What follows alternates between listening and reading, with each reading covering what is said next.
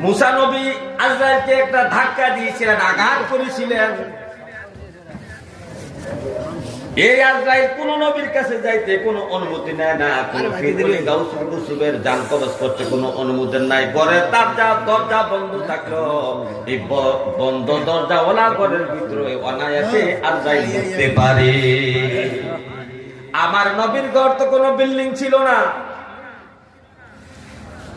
এমন কোন লোহা লঙ্কর দিয়ে ঘর বানানো ছিল না যে আজরাইল ঢুকতে পারবে না, ঢুকা যায় অনায়াসে। তারপরে নবীর অনুমতি ছাড়া নবীর হুজরার মধ্যে ঢুকবে না। আজরাইল ঘরের বাইরে বসে দাঁড়ায় আছে।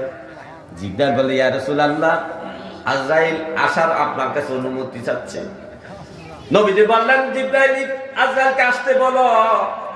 আজরাইল ঘরের ভিতরে গিয়ে নবীজিকে সালাম দেন, আসসালামু আলাইকুম ইয়া রাসূলুল্লাহ, আল্লাহ আপনার অপেক্ষায় আছে, আল্লাহর কাছে আপনাকে যাওয়ার জন্য বলছে। নবীজি জিবরাইলের চেহারার দিকে তাকায়, জিবরাইল এখন আমি কি করব? আমি কি যাব না থাকবো? কারণ আল্লাহ তো আমাকে পাওয়ার দিয়েছে, আমি থাকলেও থাকতে পারি, যাইলেও যাইতে পারি। কিন্তু নবীজি বেকুল হয়ে আছেন, উম্মতের চিন্তায় বেকার হয়ে আছেন, মনটা খুব খারাপ।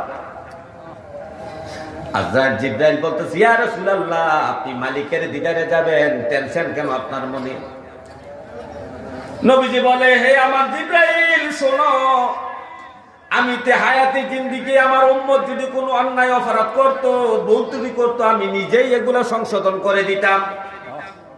আমার সাহাবীরা যদি নামাজে অবহেলা করত, আমি সংশোধন করে দিতাম।